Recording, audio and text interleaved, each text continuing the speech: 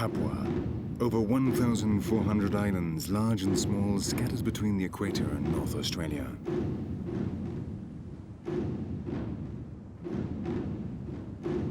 Many of these islands are tiny, uninhabited coral atolls. The majority are of volcanic formation. Geologically, Papua is a transition zone between the islands of Indonesia and the smaller ones of Oceania.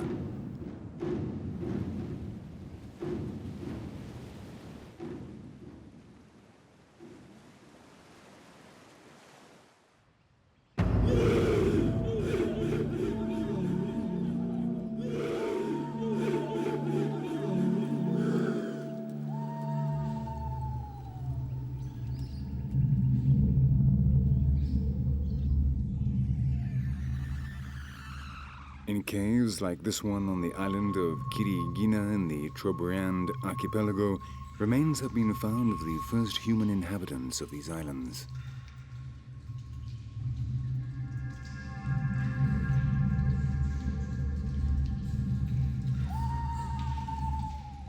As a result of the last glaciation, the water level went down and some Polynesian peoples were able to cross to these small islands.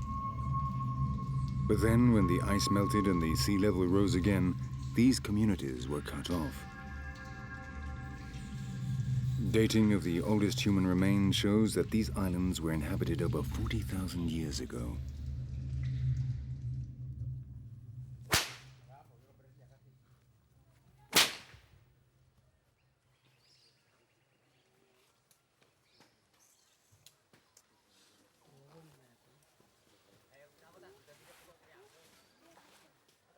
The different ethnic groups that live on the islands of Papua were greatly feared by the sailors who dared to navigate the waters of these accursed islands.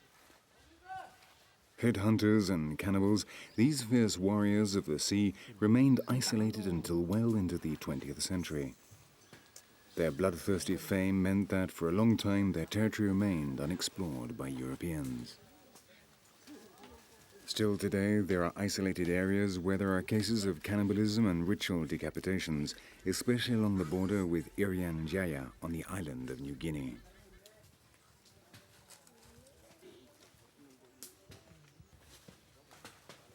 Traditional customs and rituals remain strong among the inhabitants of these islands, though now it is unusual to find a village without a mission of one of the over 100 different churches which compete for converts among the Papuan natives.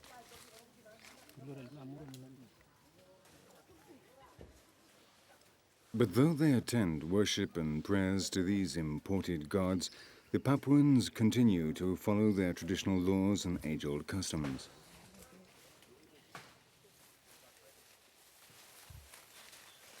These young Tolais from the island of New Britain have to undergo a severe initiation before being able to sail alone. They have to go to see the fish, as the ceremony is called. It is a test of their courage and capacity for suffering.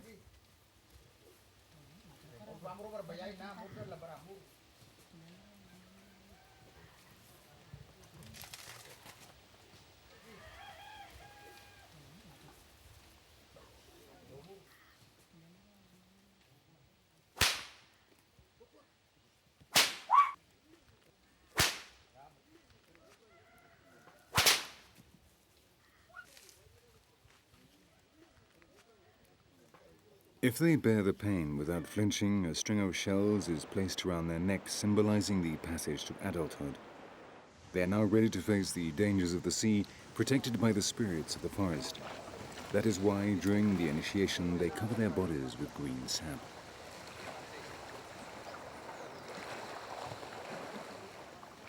Fishing is the main activity of the Tolai. They use hooks, nets, and harpoons. The most important journeys are those to trade with other neighboring islands. These crossings are subject to the traditional laws which regulate relations among the different tribes.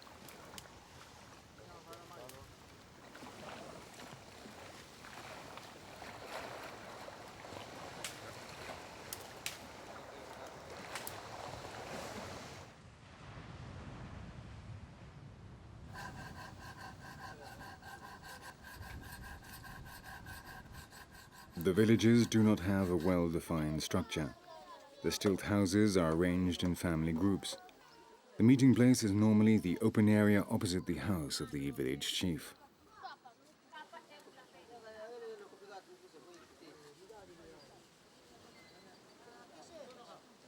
As well as fishers, they are also gatherers and farmers. The pace of life is slow, no one rushes, there is no stress.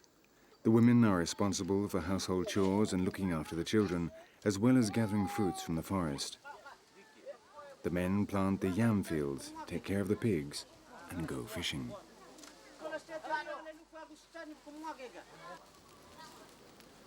They are very hierarchical societies. For example, in the Trobriand Islands, above the village chiefs, stands the figure of the Paramon chief, who is responsible for everything that happens on the islands.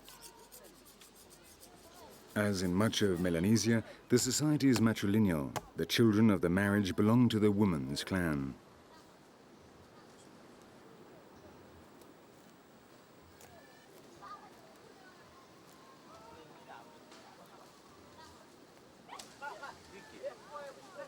In Papua, there are over 900 different languages and more than 1,000 different ethnic groups.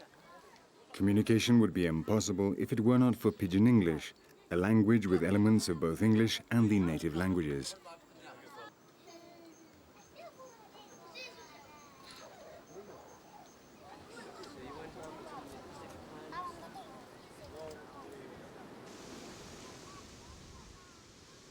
Yams are the most important crop in the Trobriand Islands. In fact, they're a symbol of wealth, both personal and of the clan. Every man must build a yam house for each one of his wives.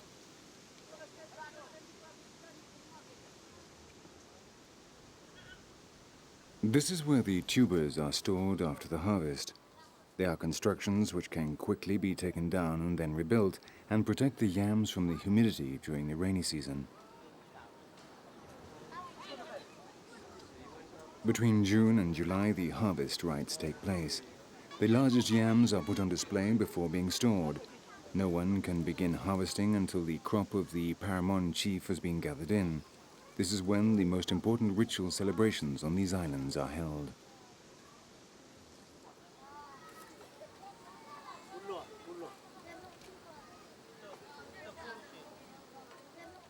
Each family has to give part of their crop to the Paramon chief. This is a tax which varies from year to year, depending on the results of the harvest.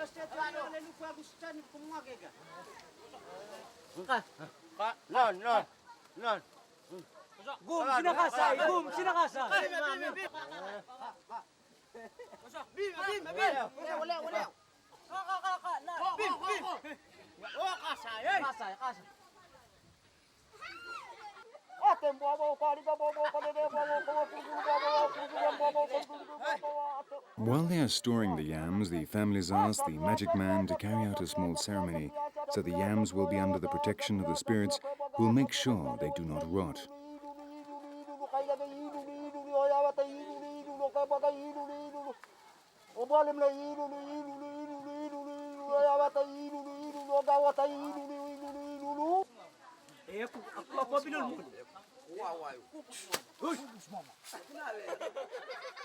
The yam houses are administered by the brothers-in-law of the owners or by someone from the woman's clan, further evidence of the matrilineal nature of the society.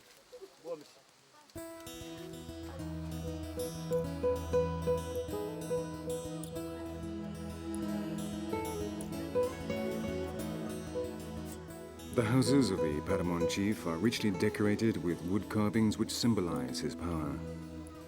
The importance of these carvings is such that those who make them occupy a very high position in society.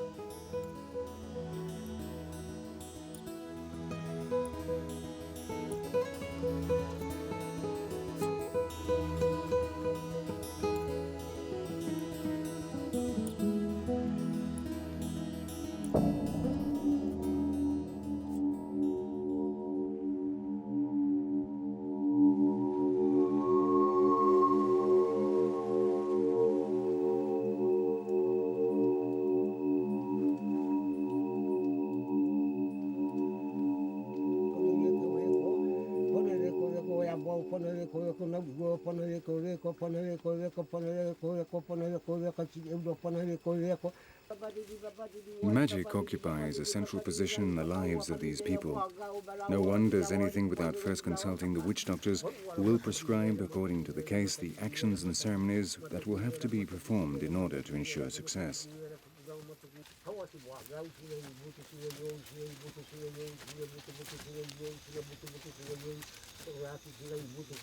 Illness and misfortune have their origins in magic, either because you have offended a spirit or because someone else has cast a spell against you. When they are ill or when they believe they are the victims of a spell because things are going badly, they turn to the magic men to cure them or solve their problems.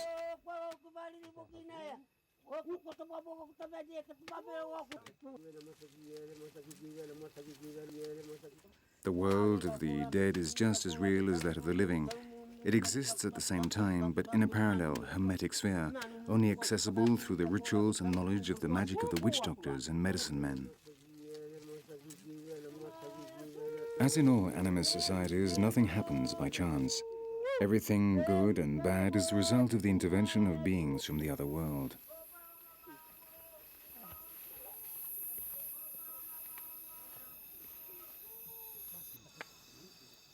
On the island of Kiriwina, we attend a purifying ceremony. The participants, under the protection of the medicine man, invoke their ancestors to fight and drive out the evil spirits which have caused a bad harvest. When the medicine man senses that the protective spirits have arrived, he orders the participants to move away to the edge of the forest to exorcise the evil they have inside them. Then they receive his blessing, which will protect them from malign influences.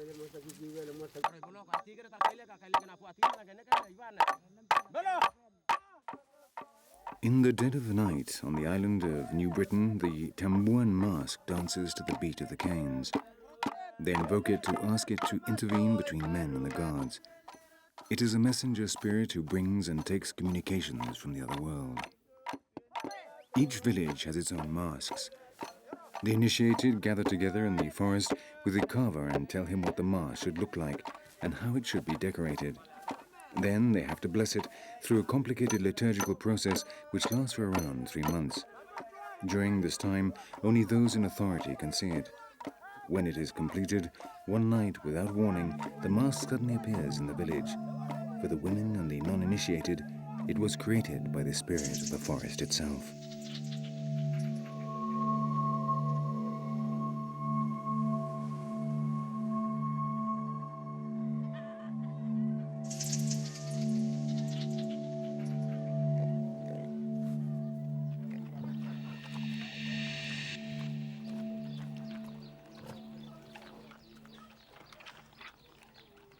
Pigs are very important in Papua.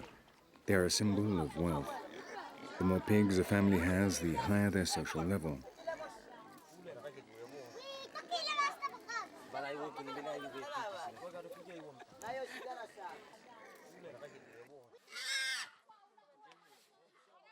There is no celebration at which pigs are not sacrificed. Among the majority of the island peoples, the dowry consists of a certain number of pigs. They are also used as compensation for any possible wrong a clan may have committed against another.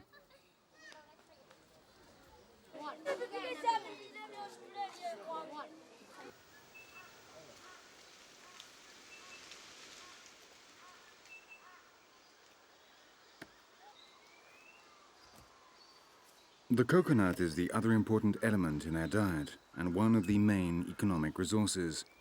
When at the start of the 20th century it was discovered that copper oil greatly reduced the cost of steel manufacture, these islands became extremely important places for European industry. This is one of the reasons for the rapid colonization of the region.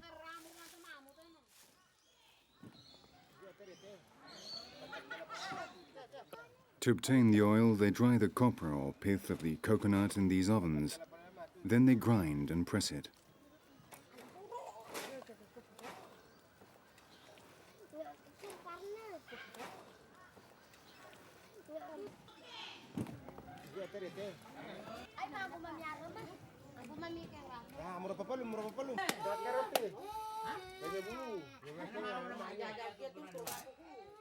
By squeezing the pulp of the coconut, they also obtain the highly nutritious milk.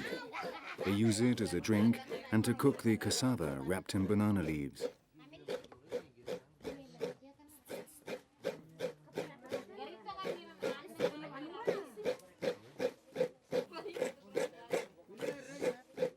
The coconut palm is one of the most valuable trees for the inhabitants of Papua. Virtually every part of it is used. From the husk they make ropes and fabrics, and with the inner shell, which is much harder, they make all types of utensils.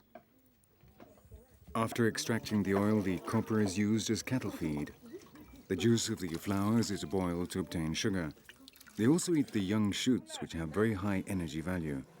From the bark they obtain resin, and with the leaves they make baskets, hats, and the roofs of their houses. Finally, the wood is used to make furniture and oars, and in construction.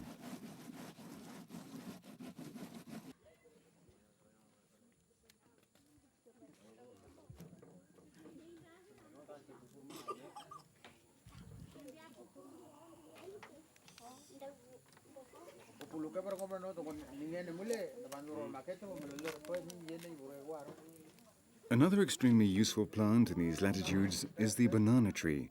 Apart from the fruit, which is present at most meals, the leaves are used to wrap foods to be cooked or fermented. Dried in the sun, they make skirts and costumes with them. They also serve as tablecloths and even as umbrellas.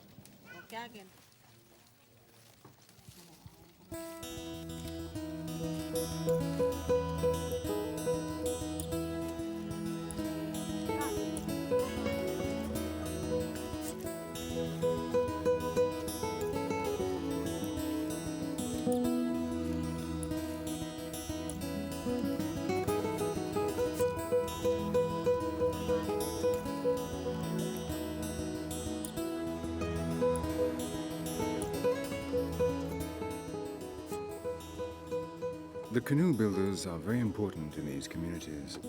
They have the same social status as the carvers of yam houses.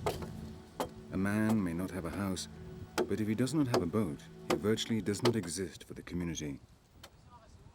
Even the old men, though they can no longer sail, keep their canoes riddled with woodworm at the side of their houses. Their souls will travel in them when they die.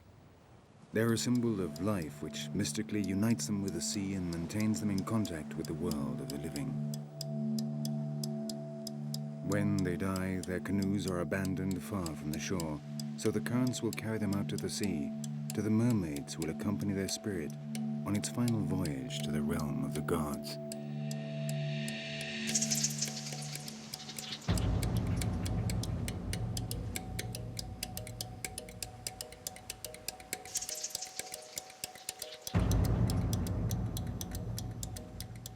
They believe their boats bear the traces of all the acts and deeds of this life. They are the summary of everything they have been and everything they have done. When the canoes reach their final destination, the gods can read them and decide the fate of their souls.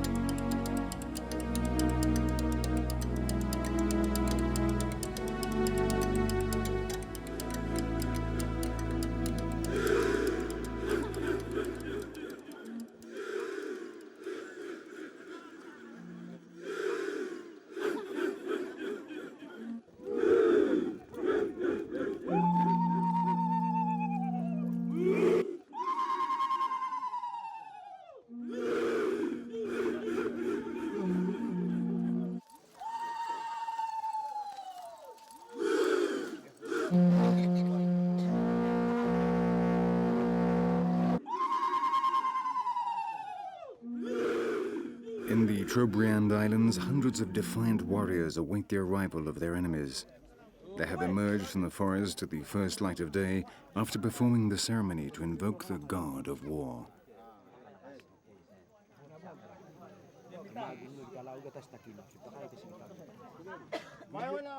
These cruel headhunters have become sportsmen in a strange game, Trobriand cricket, which is an important social event. It was the British missionaries who taught them this game in an attempt to channel the innate aggressiveness of this people into sport.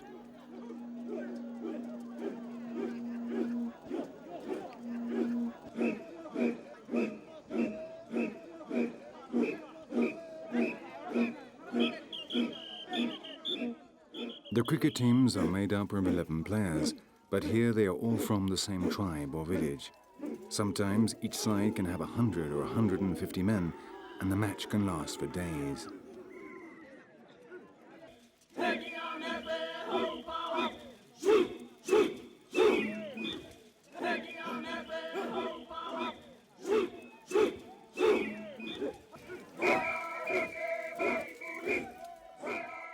Before the game begins, the rival teams sing old songs which speak of their warrior exploits.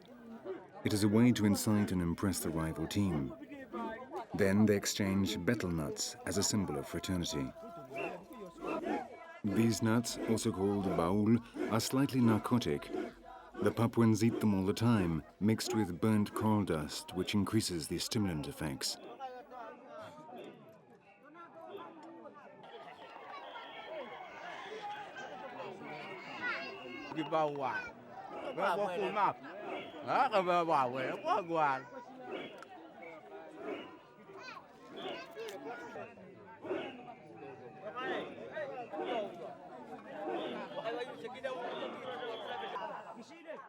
The cricket bats are decorated with clan and magic symbols similar to those that decorate the bodies of the players. The regulation dress is the same as they used in the past when going to war. Shorts made from dried banana leaves, colored bands around legs and arms, and feather headdresses.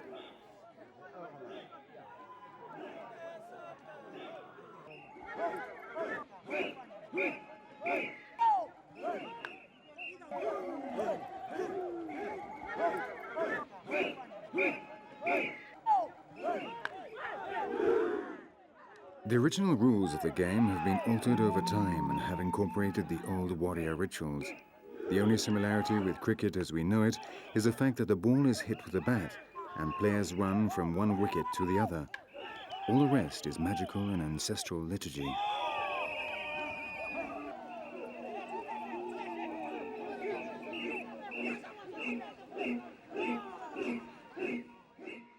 For these cricket warriors, a defeat at the hands of another village is a real tragedy.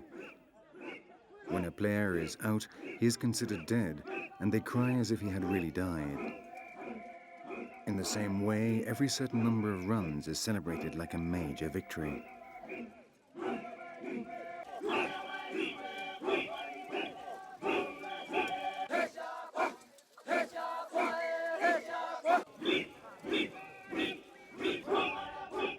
During the 3 or 4 days that the match lasts, the women of the host village are in charge of preparing the food for the visiting team and organizing the farewell ceremony at which the paramount chief will give out the prizes in the form of betel nuts and yams to the most outstanding players.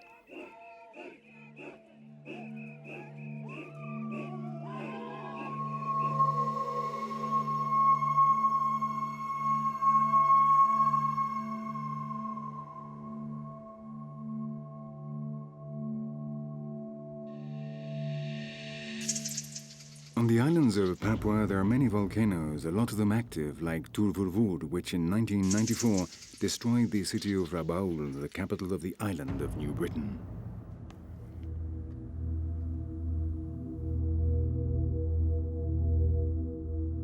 Thanks to a false alarm in 1984, the city was ready for evacuation, and there were no victims.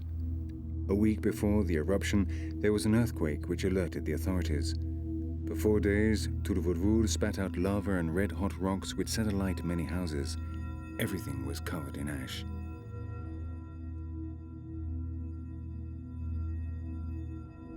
But the worst was to come later. When reconstruction work had begun, the rains arrived, and the ash that had been deposited on the mountain slopes was washed down by the waters, flooding and burying the city. Since then, the Turvurvur volcano has continued to spew out toxic gases, and the smoke warns of the constant danger.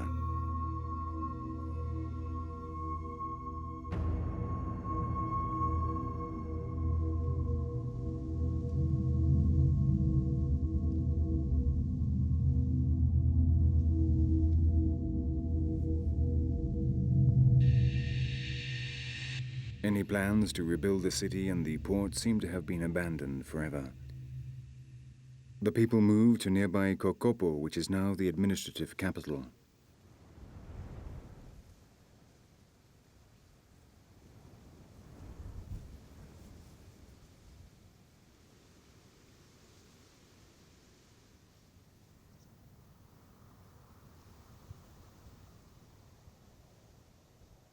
Old Rabaul is for the time being buried beneath the ash, a reminder of what the force of nature is capable of and how man is powerless against it.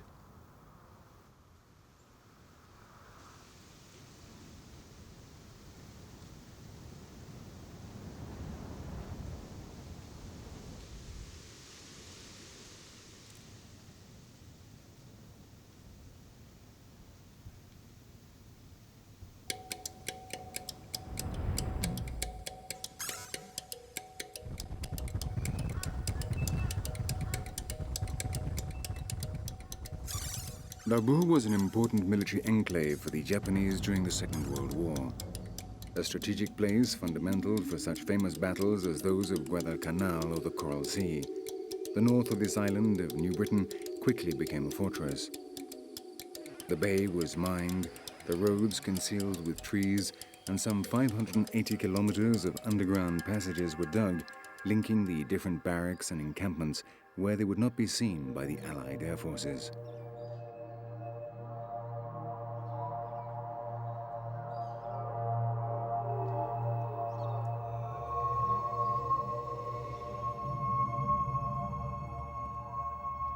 There are still some Japanese ships moored inside the tunnels built along the coast and opening directly into the sea.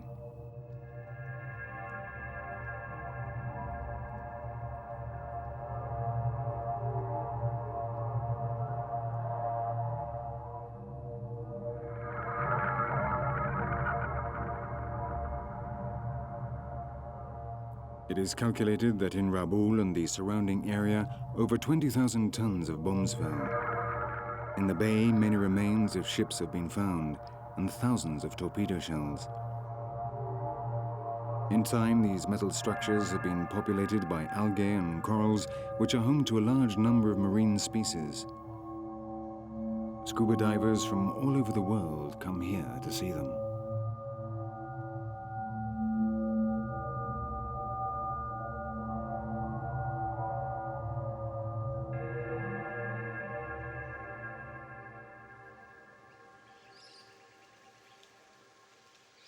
In any corner of the island, we can find rusted war remains and cemeteries which tell of the horror that war brought to these islands in paradise.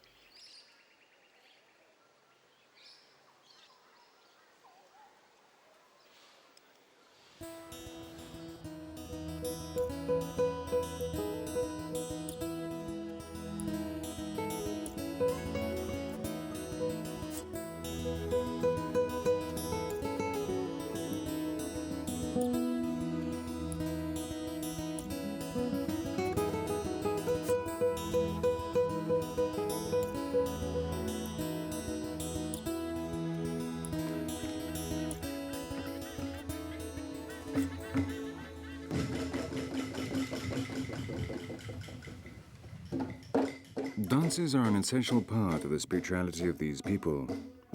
Through dance, they invoke the spirits to ask them for protection and favors.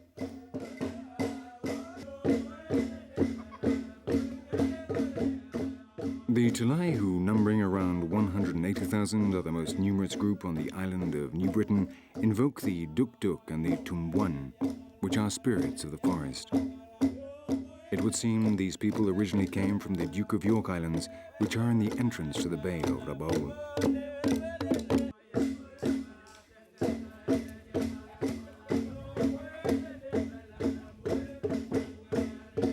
On their headdresses, they place small carvings which represent the protective spirits of each clan of initiates. These clans are governed by a council of ancients and by a chief chosen by this council.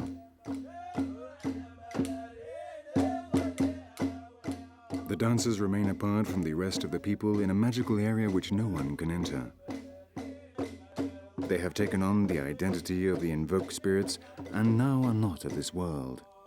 If someone who has not been initiated disobeyed this prohibition, the force of the spirits would possess him and cause his death.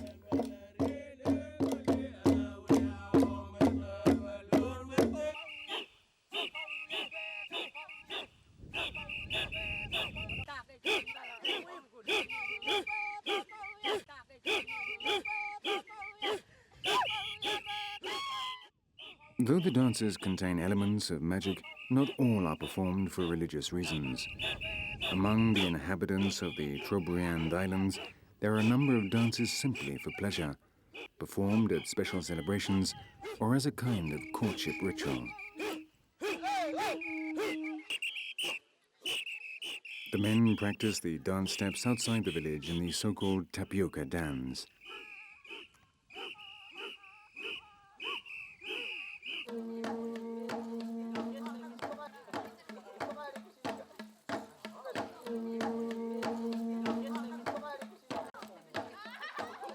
At dusk, they gather with the girls in the main square of the village and dance together for hours.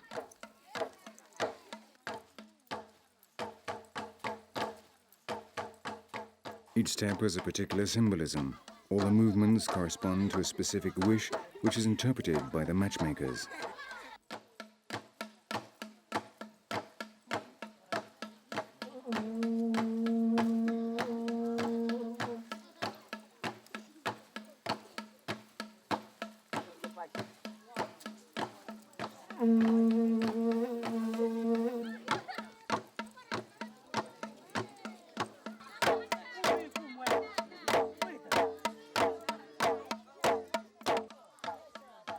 They are performed after the yams have been harvested. For weeks, these courtship dances can be seen in village after village.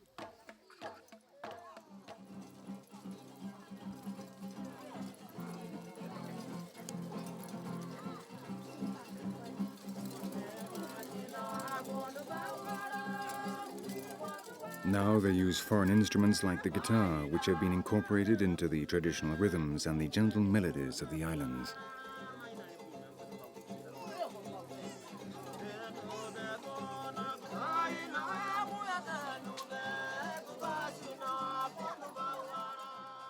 The girls paint their faces with the symbols of their families and clans. These serve to identify them. In this way, the men of their own clan will turn their attention to other girls who they'll be able to marry, for these people are exogenous.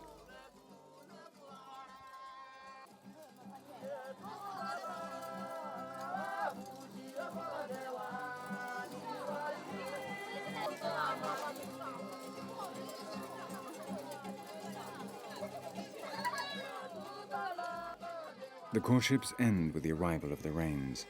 By that time, the matchmakers will have decided which couples can marry the next year, after having received the approval of their parents and the Council of Ancients, who will determine the price of the dowries and on what terms these are to be paid.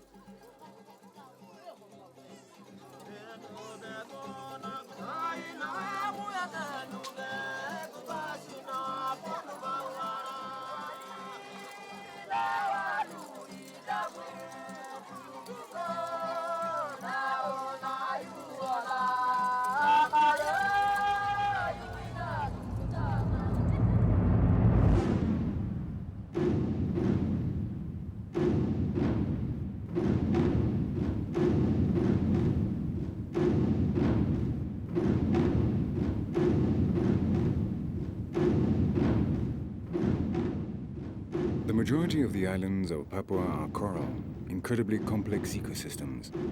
On a rock, polyps will nest, and then as they die, they gradually create a bone-like structure on which others settle. In this way, over thousands of years, they form entire atolls and islands.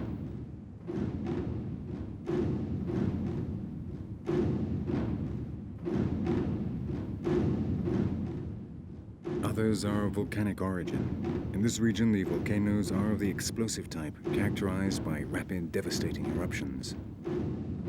In just a few days, a new island can emerge from the sea, or be destroyed and disappear.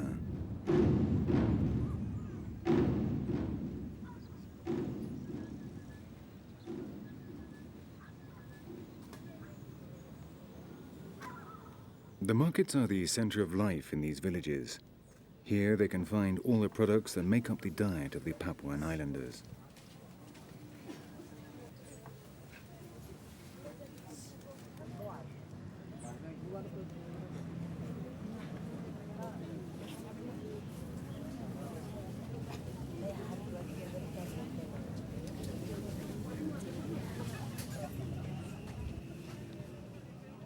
The people of the islands are very different from those of Papua New Guinea. Though they belong to the same country, their customs have nothing in common. Papua New Guinea is enormous, and there are still tribes who live entirely isolated in the interior, never even seeing the sea. In the highlands, the first contacts with the white men took place very recently, just 50 years ago. On the islands, things were very different. European sailors arrived there much earlier, and today cultural influences have been absorbed to a much greater extent.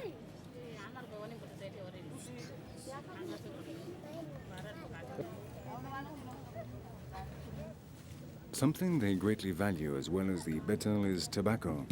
This is prepared in a very rudimentary way. The leaves dried in caves are smoked in pipes or wrapped to make cigarettes. Tobacco is also used in rituals. It is a liturgical element. Its smell attracts the spirits. They believe that tobacco smoke helps achieve states of communion with the other world. What is true is that when they inhale the smoke, they feel more vulnerable, more sensitive and open to receive the influence of the invisible forces that rule over the universe. In these lands, far from the madness of the West, people perceive the endless wisdom that comes from natural sources like the forest, the sea, or the storms, and interpret influences which have been unable to survive in the industrial and urban system of which we are so proud.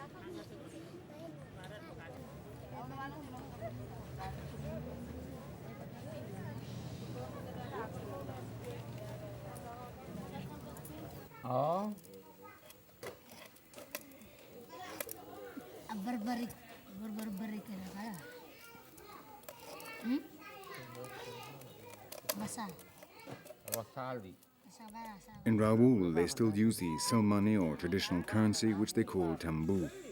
They are small shells threaded together to make necklaces of a particular value.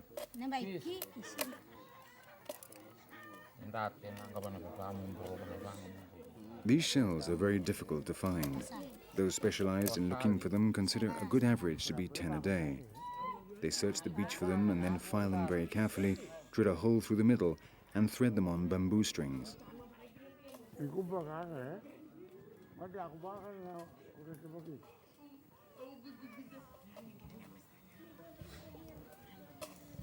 The measure used for each necklace is equivalent to the number of shells that fit in a small beer bottle.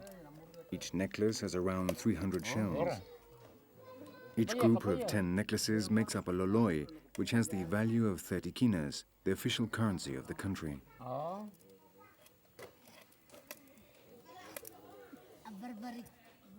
Though they are still used as money in the markets, in general nowadays they are used for rituals at certain celebrations at which the necklaces are broken and the shells shared out.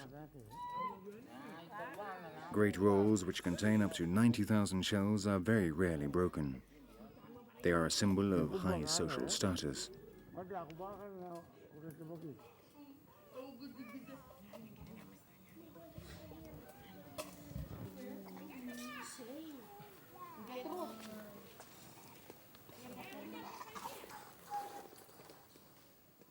These islands are subject to a kind of traditional magical law which regulates relations of exchange and is known by the name of kularing.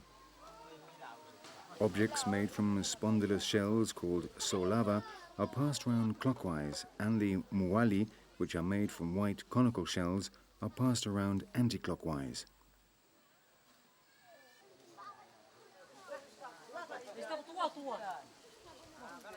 The Kula circle includes the islands of Trobriand, Muyua, Luisiade, Samari, and the de Entrecasteaux. When the Sulava or the Muali leave a village, it may be years before they return, and then just for a few days. But the fact they have traveled around the entire circle gives them great value. On board the canoes, decorated in all their finery, the delegation of a village sets out with the kula objects to visit villages on the other islands and make ritual and commercial exchanges. A new lasting relationship will be born among the different villages they visit. Apart from the trade dealings, the kula ring ensures good relations among the different tribes.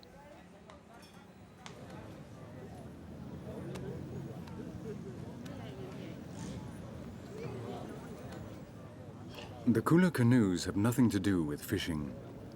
They are large and can carry up to 14 people. They have both sails and oars, and the launch of one is a very special event in the village. Before they set out to sea, different rituals are performed so that the canoes will be properly protected by the spirits.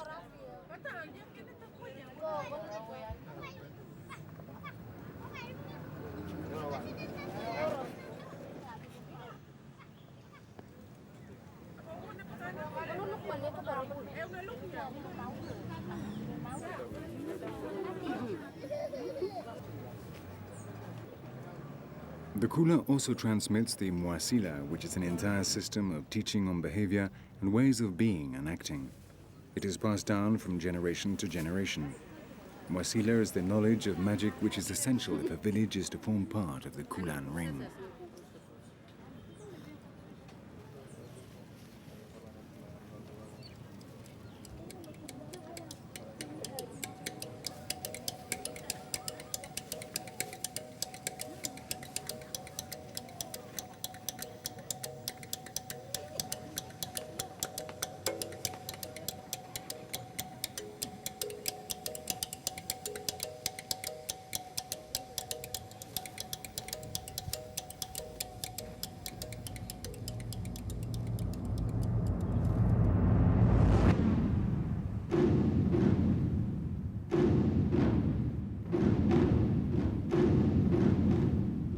Relations among the over 1,400 islands of Papua has attracted the attention of experts of all times and from all disciplines.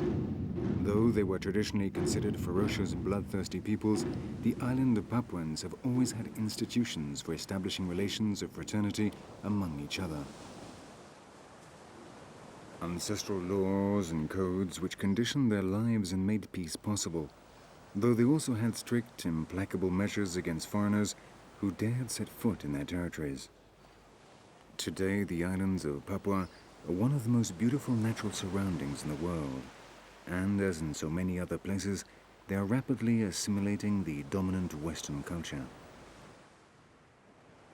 Their customs are abandoned and their beliefs distorted through the influence of the over 100 different churches which preach religious doctrines from the other side of the world. Little by little, the imported gods are taking the place of the gods that were born of the mystic experiences of the people themselves.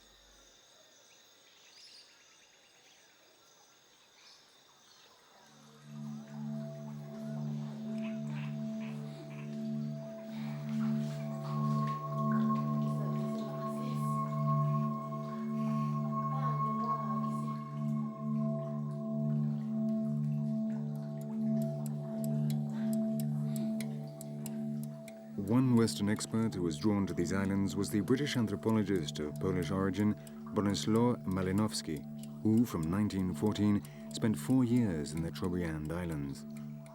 He studied the way of life of these people, and especially the freedom in their sexual relations.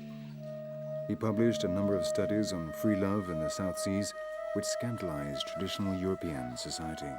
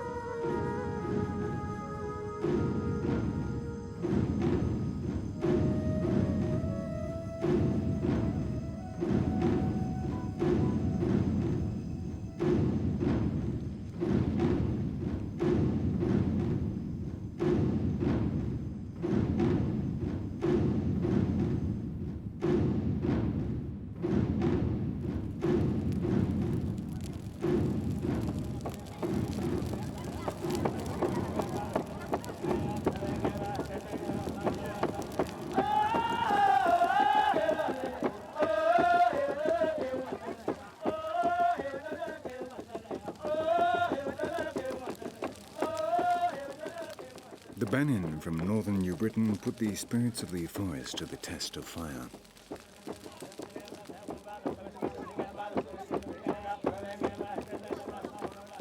The initiated have spent almost the entire day hidden in the forest, invoking the supernatural beings that live in the depths of the jungle. Their wooden masks are like the face of a duck. That is the image they have of the spirits.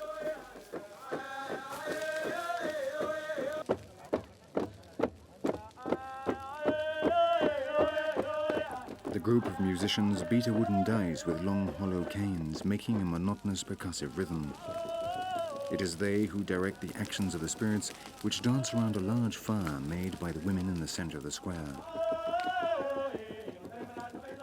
They give the orders, successively changing the beat of the rhythm. The spirits obey their wishes. The test that demonstrates this domination is to pass through the fire, walking across the burning embers.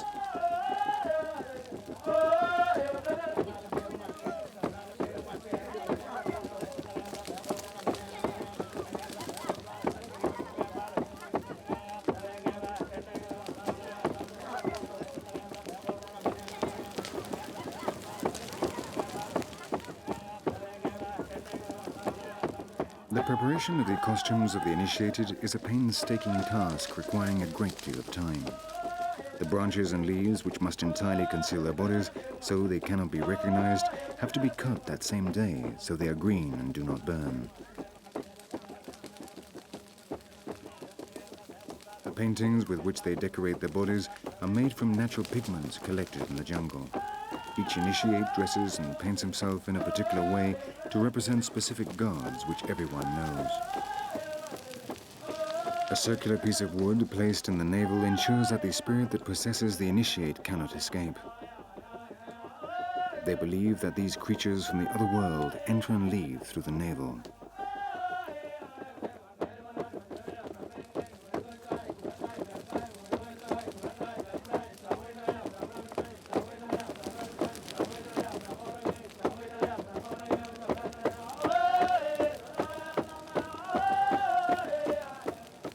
The Banin are neighbors of the Tolai, who consider them to be an inferior group. Their customs and habits are rapidly being wiped out by the Christian sects, and possibly in just a few years' time, it'll be difficult to witness this fire dance. That is the fate of many of these peoples who are irresistibly attracted by Western technology. But the price they pay is high. Loss of roots and culture makes them unhappy. But once that road has been taken, there's no turning back. Perhaps the oldest members are the only ones who realize the social disaster that forgetting your own culture represents.